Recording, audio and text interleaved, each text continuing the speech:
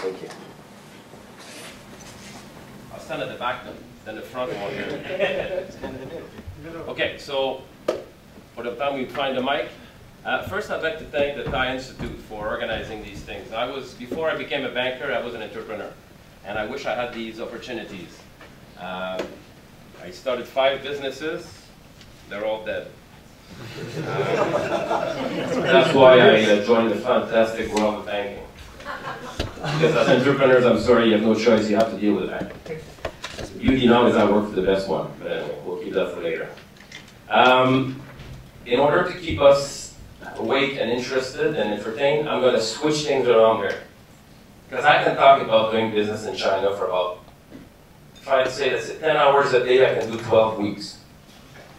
So 25 minutes to talk about doing business in China, I'm sorry, that's way too short. So I want to make sure that I answer the questions you guys have when you decided to come here tonight.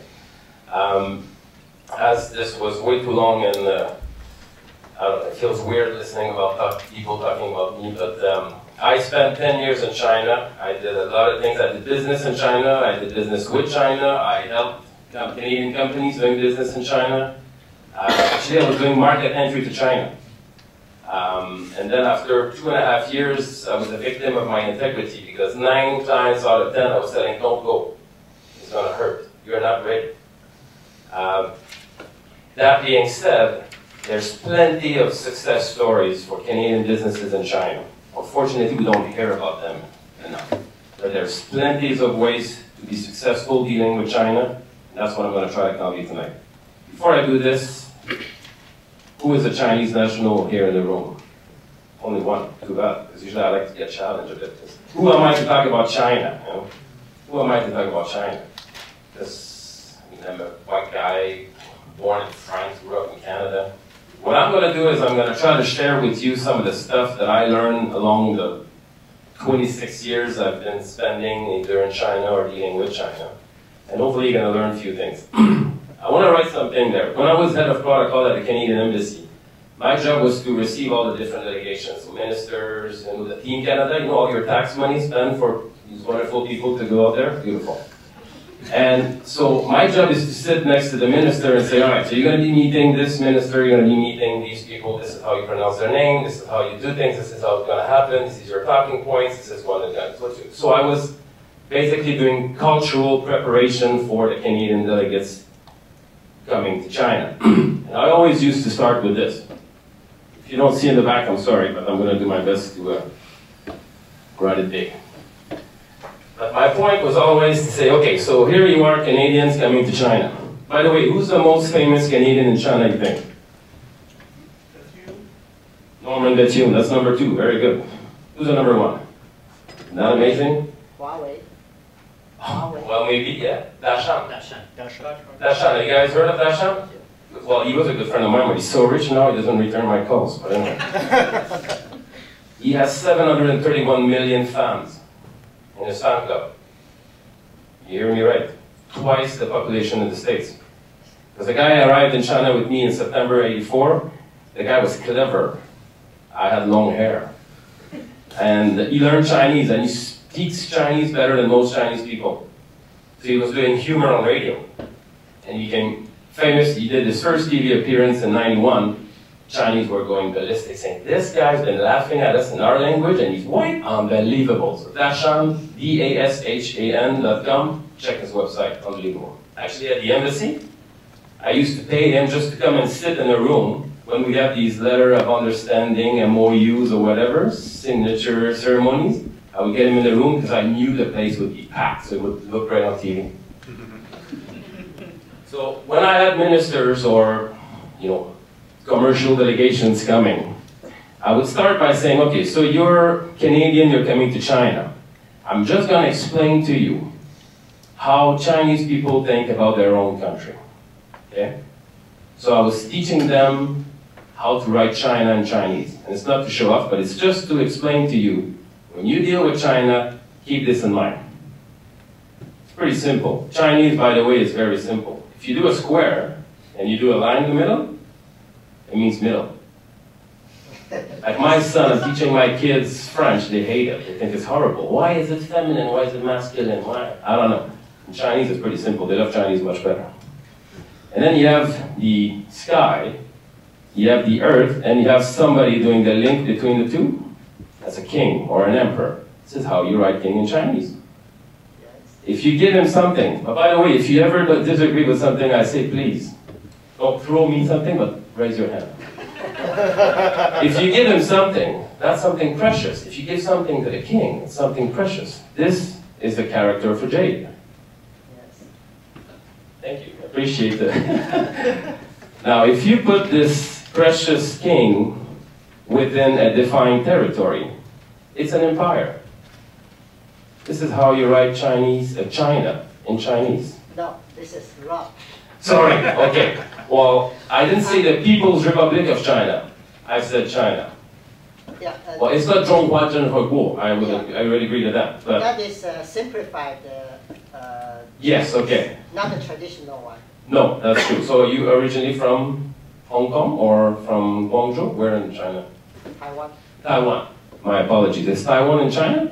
Yeah, China. Yeah. Okay. Wow. If we start this at 12 weeks, it's going to take me 12 months. All right. So, but you would agree with me that that's most of the time when you read the word China in Chinese, this is how it's written, right?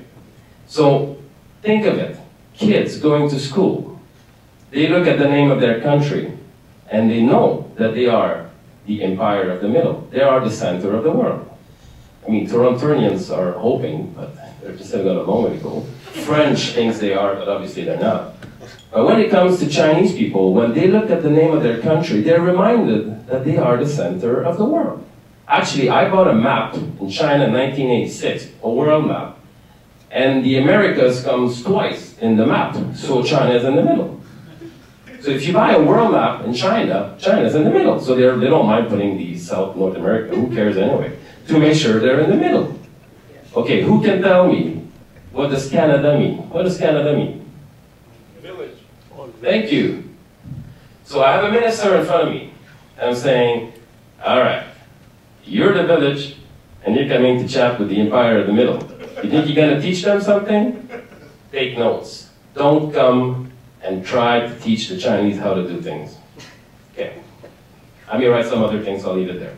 But to me, the point of this is, when you do business in China, if you expect them to adapt to your way of doing business, just remember this. They've been doing business for about 6,000 years. So they think, they're convinced, and they're not going to change. All right, so what would you like me to talk about in terms of doing this business in China? Because I do this quite a bit. It used to be, okay, I'm looking for suppliers in China. Then it was like, well, I'm looking for Chinese investors. And now I'm trying to sell in China because there's a lot of rich people in China. So please send me some questions here. What are the things you'd like me to cover? Please. So I have experience working with Chinese in China. Today, when you're looking at the economical trend that is going on and the geopolitical situation there, I mean, China initially started as a very cost-effective place to manufacture. Most of the Western countries were there. Like Taiwan was like 40 years ago. Yeah. Today, the cost of living is going way up in China. People are getting richer. The inflation is going up. Where do you see the trend in, let's say, the next 5 to 10 years in terms of cost-effectiveness, manufacturing in China in terms of cost-effectiveness? Is it going to be the same? Because I know today the trend is going to Vietnam. You know that China is outsourcing some of its manufacturing?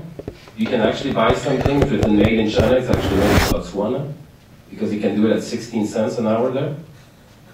So it's a very, very good question. I think what we're seeing first is a great increase in the quality.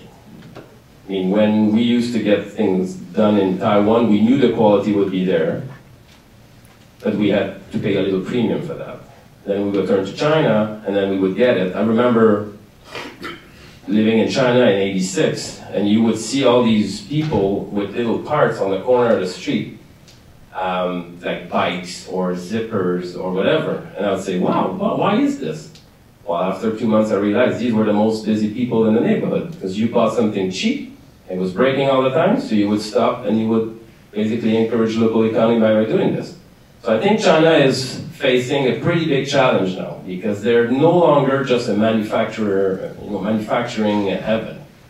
They're turning into a buying heaven as well. So I would agree with you that the manufacturing side is probably going on a downslope.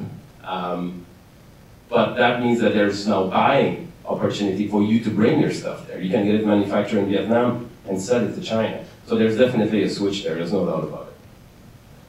Yes? All right. Same question for me, to Cassie and to you. What is right now, or in the future trend, what is the, how important of intellectual property to Chinese? Is there such a thing as intellectual property in China? You gotta be kidding.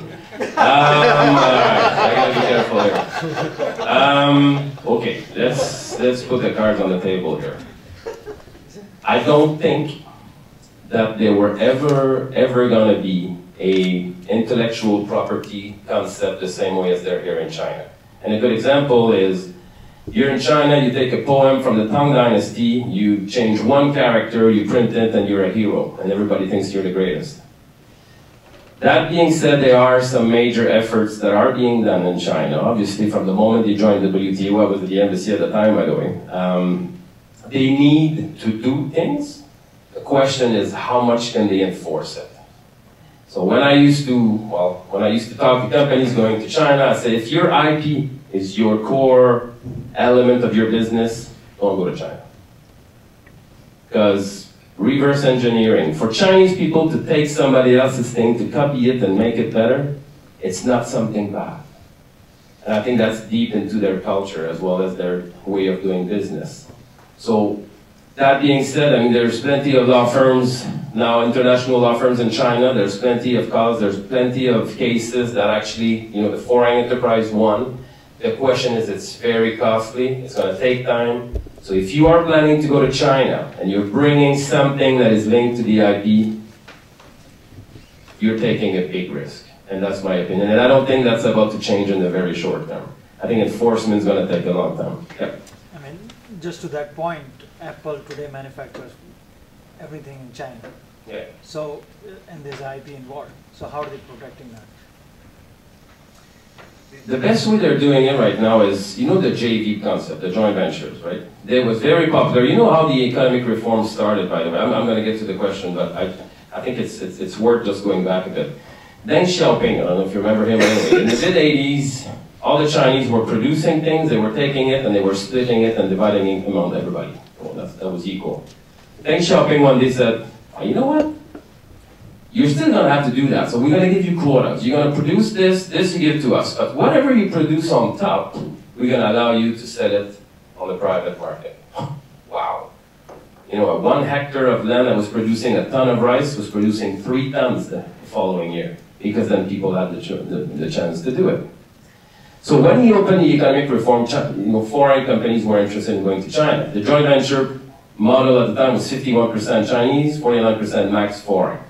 It did not work. Let's be honest, we can look back now. There's plenty of research done that the JV was not working. Now China has opened up to the joint venturing process where as a foreign you can come in and you can actually have much more than 49%. I think that's the way that the foreign investment in China is working now in terms of protecting the IP. Is they're saying to their Chinese partner, listen, if you copy and you do it, you're out of business as much as I am. So you have all the interests of the world of protecting the IP component of the manufacturing we're doing together so we can generate as much profit as I do. So I think the JV has, especially they came up with these IT JV. I used to live in Ottawa, and I used to, again, be a consultant for companies trying to go to China because it was Linux-based. I know nothing about IT. I still have a typewriter, as a matter of fact. Open source. So in China, it's all Linux-based, right? So all the Silicon Valley of Canada, the Kanata Valley, were going to China. And I was saying, don't go. Because if you bring this, people were going there with samples. And I remember a company, too bad, I told them not to go, they went anyway, because they knew somebody who had a friend there. It's supposed to be good enough to do business in China.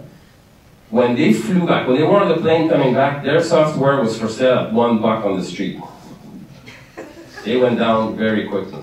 So now China is trying to put together some legal entities or entities with a mix of Chinese and foreign ownership, but I would still be extremely careful. I think that's my guess. But there's a way now to get the Chinese entity to realize that making this IP something too public would work against their interests as well. All right, I got plenty of hands. Yes? How would China look at India? Like, what's their first? Yeah, that's why they got Tibet, so they can look at India from above. Sorry. I did my master's in Tibet, by the way. I spent 2 years there. How do Chinese people look at India? Well, they are looking at India. There's no doubt about it. There's a lot of discussions. There's much more openness now, I think, than there was 5 to 10 years ago. I would rely probably on you to help me out there, but China, the concept of time is important in China. And I keep quoting the Minister of Foreign Affairs of China a few years back. He was asked in an interview, what was the impact of the Second World War in China? And his answer was, well, you don't know, it's just been 50 years ago. To me, that's a brilliant way to understand how China considers the concept of time. So I think it's the same thing between China and India. China's going to look at India, and they're going to decide where it should go, but they're not going to rush things. They're going to take their time. And I think another way to amplify on that is there will be some files where they'll collaborate, climate change being one of them, even though China's per capita emissions are 5 times that of India. But there's a clear challenge to the West and the rest of the world. So on some macro issues, they're going to collaborate. They had the BRICS summit just 10 days ago. Not much came out of it, but the fact that they even had a summit. But they are also competitors, especially in energy, where China is kind of cleaning India's clock. So I think this dance of competition and collaboration simultaneously will be a story that will keep unfolding over the next years. What is your comment on the Chinese automotive sector development with respect to the rest of the world? In terms of manufacturing there, or in terms of their buying power now? Going global? Well, definitely. There's no doubt about it. I was with GM last week, and there's a lot of stuff going on in there. Obviously on the buying power as much as on the manufacturing power. So they will develop their internal things. They do realize that the blueprint of some of the big American manufacturers is something that they still need to rely on most of their things. I'm thinking also about the Germans. As you know, Volkswagen is extremely, all taxis in Beijing, by the way, are Volkswagen, so imagine. That's a lot of taxis. So I think they're playing on all fronts now. The fact that they have a great command on the demand side, they can be involved on the offer side and on the manufacturing side. So I think they're doing this, again, wisely, the Chinese way. Will they go abroad on their own or through partnerships? In terms of? Going outside of China. To sell Chinese cars? Correct. They tried to go on their own and it didn't work. So they are now, looking at some foreign companies to, but they're going at very specific markets. I don't think they're going big. I think they've learned the hard way. So they are partnering with some Europeans manufacturers to try to tackle some of the markets, but I think there's a long way to go. I don't think it's going to be short term. Yep. My question is more geopolitical. There's two pressures that I see in China at the moment: the single-party system and the economic booming. And there just seems to be a great deal of tension between the two. And I'm wondering about the stability for the next 10 or 20 years. How much time have I got? Sorry. No, but that is an excellent point. You know there was elections in China last month? So, I mean, China is changing. I mean, the China I saw in '86 where everybody was dressed the same way. It was one bike, by the way. Everybody was riding the same bike, the flying pigeon. That's how I got interested in China, by the way. I was in a manufacturer, and I was looking, everyone was coming in the same bike, giving this bike to this lady, and she was putting it together. I came back at 5 o'clock to find out, how did they find out their bike? At the end of the day, how did they know it's yours? I mean, anyway, they did. There are a lot of social tension. They actually recognized that there was 10 times more social uprising in China last year than the year before. Just the fact that they recognize that is already something new. I've never really found the exact definition of what a social uprising is. So this is probably the biggest challenge for China, is the fact that, you know, China looks like a chicken.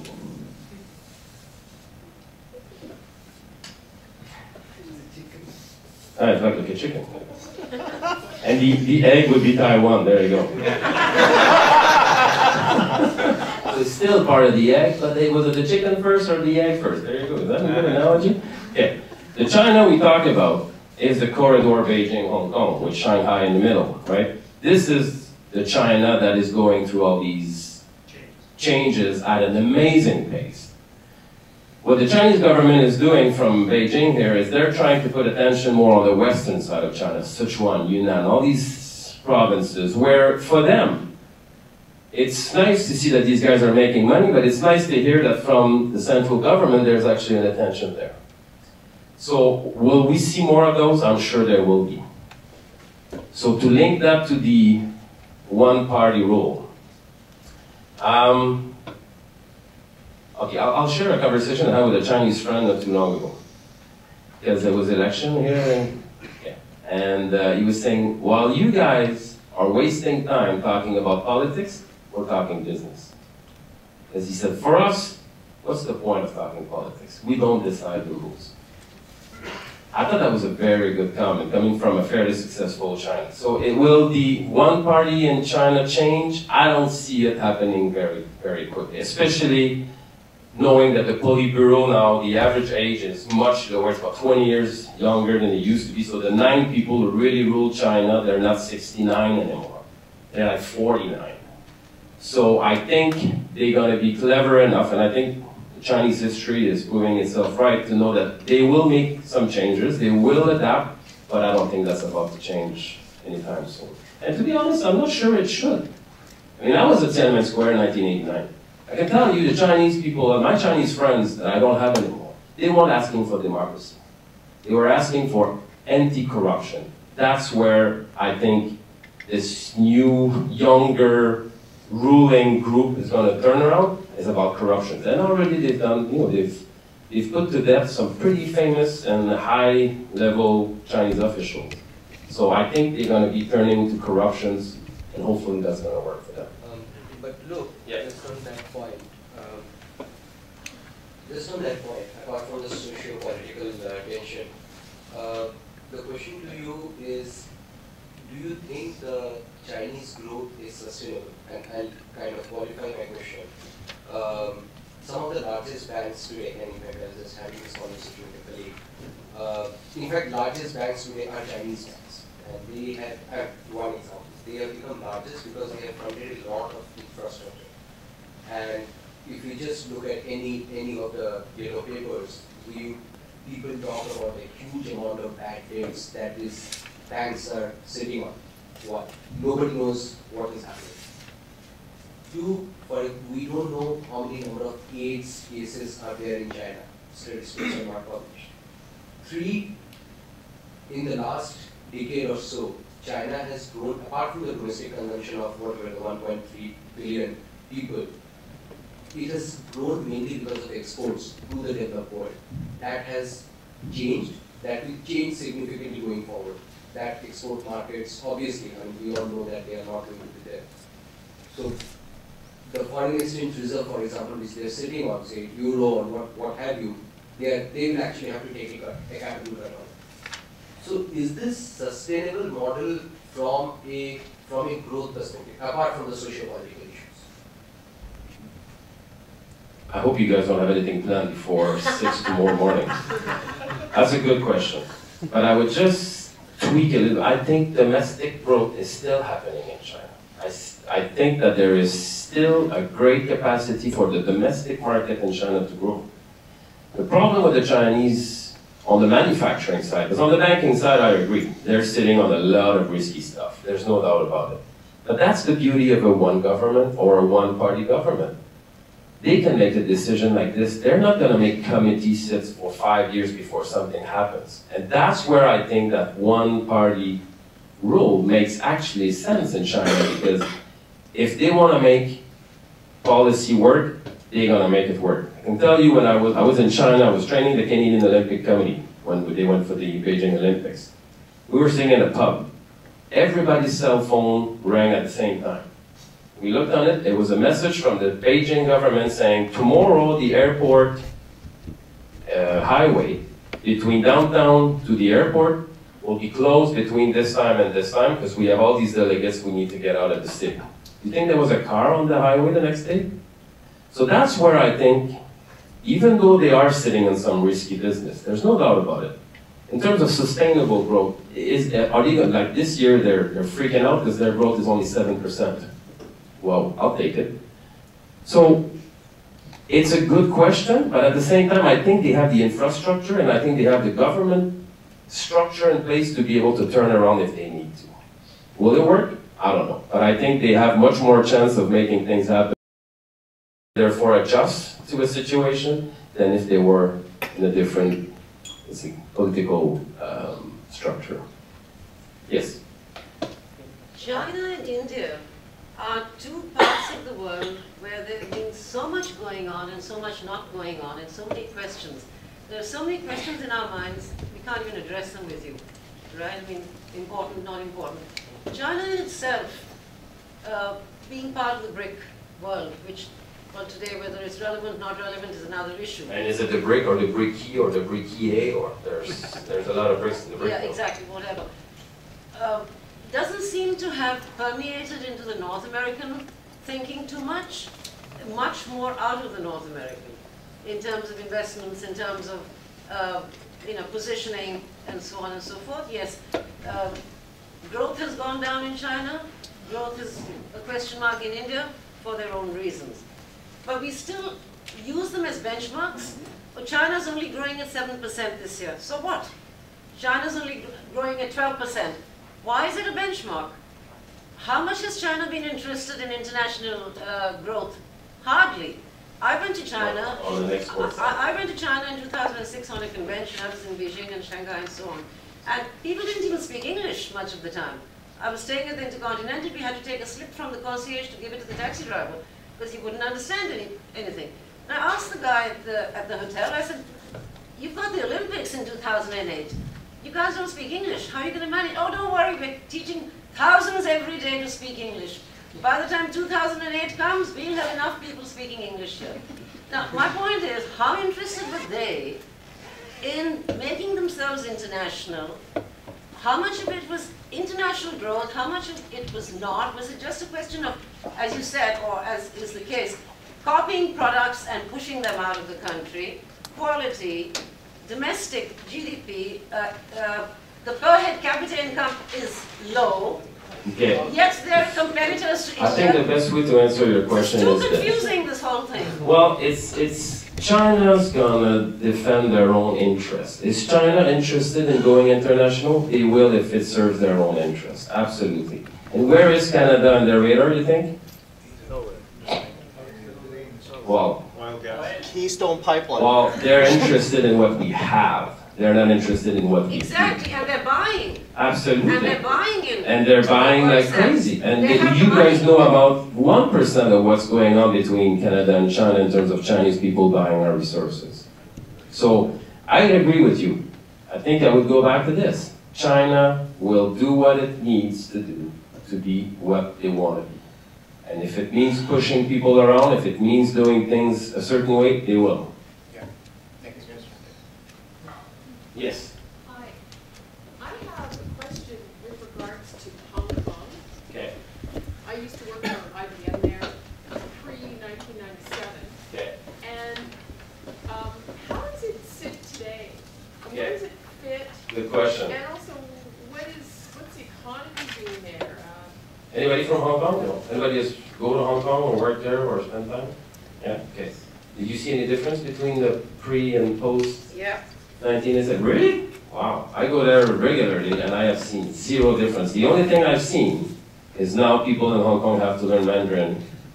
There's a bit of a difference. So on the educational system, there's a bit of a difference. The Chinese people still need special permits to go to Hong Kong. Hong Kong people are still looking down at China and it's costing them business.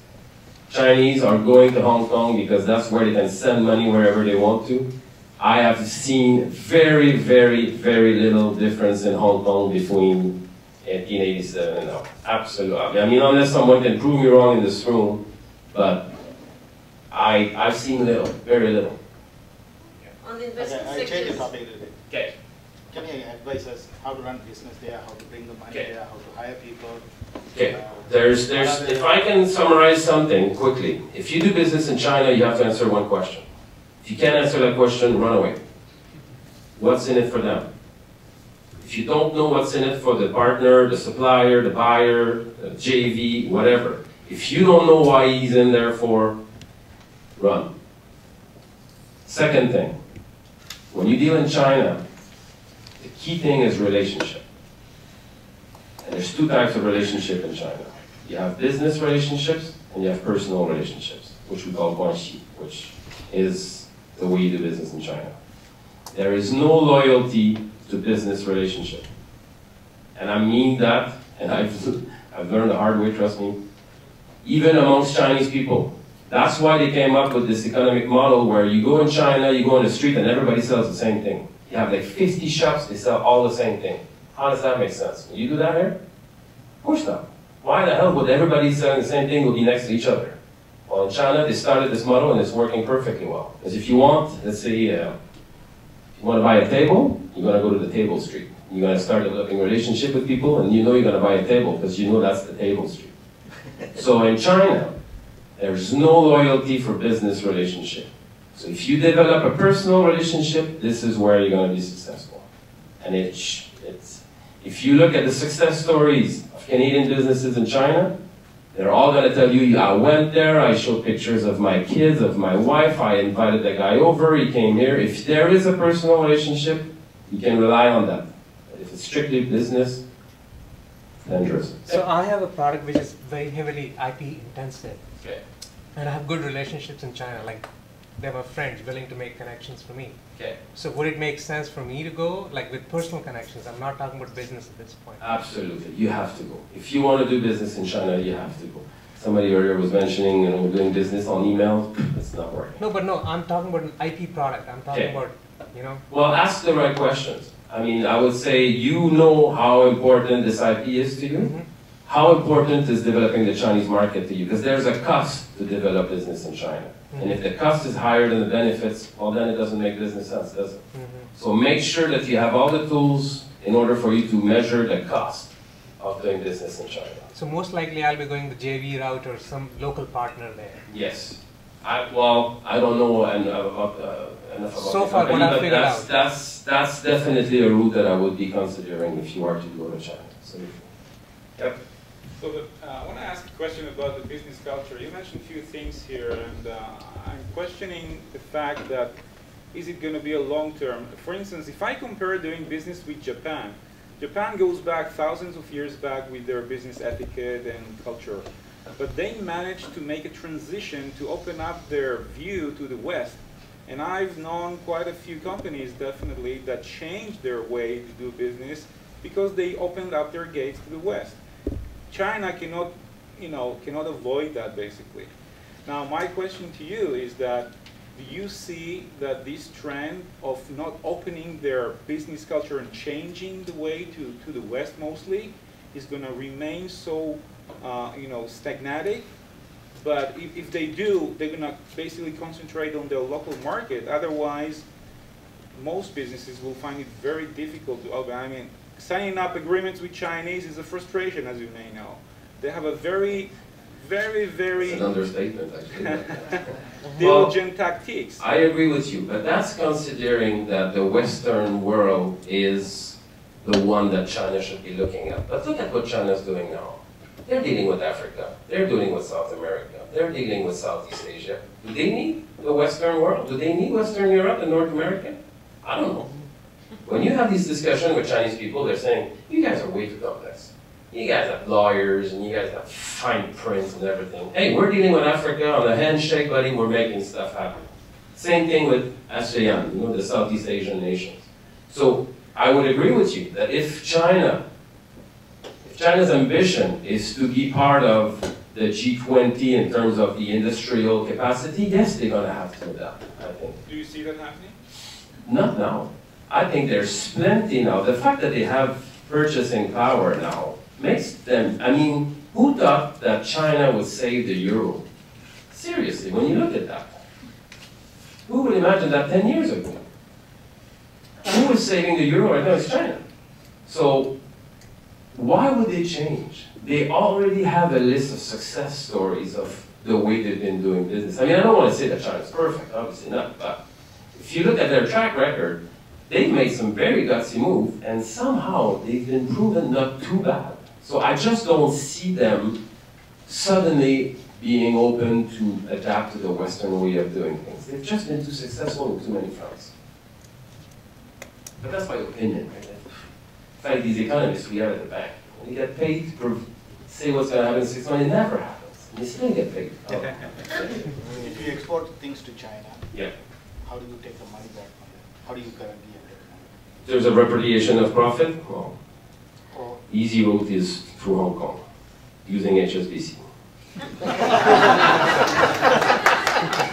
Well, I can't sell HSBC. I mean, the guy should have his job already, so I just thought I would throw this one. We're the only one bank in Canada that actually can move renminbi, CNH, and CNY, so it's difficult. So you need, that's part of the things, if you do plan to establish something in China, repatriation of profit is an issue, well, you need to make sure that you look at all the differences, that there's a rep office, there's WOFIs, there are all these different ways you can be in China, while having an OCO in Hong Kong still remains one of the fairly simple and easy way to do it.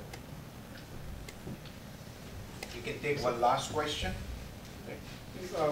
What direction would you suggest the pharmaceutical industry or the healthcare industry is going towards in China in terms of generics or even innovation? Extremely, extremely popular these days. There's a lot of stuff happening between Canada and China on the health side, whether it's pharmaceutical or healthcare services and so on. There's a lot of appetite. The thing is, you need to go through the right venues, the right channels. And in China, it's attractive to go to the national government, but things don't move very fast there. So sometimes it's better to go right at the root of what you're trying to do there. Is that something you were interested in? Yeah. Because sometimes it's better to deal with the governor of the province, or even just the company itself directly. They're going to help you deal through the red tape of China, instead of trying to go through the national governments to give you introductions to the little things. So in that space, I would say go right to the partner you're trying to deal with. There's a lot of stuff going on right now. Thank you very much.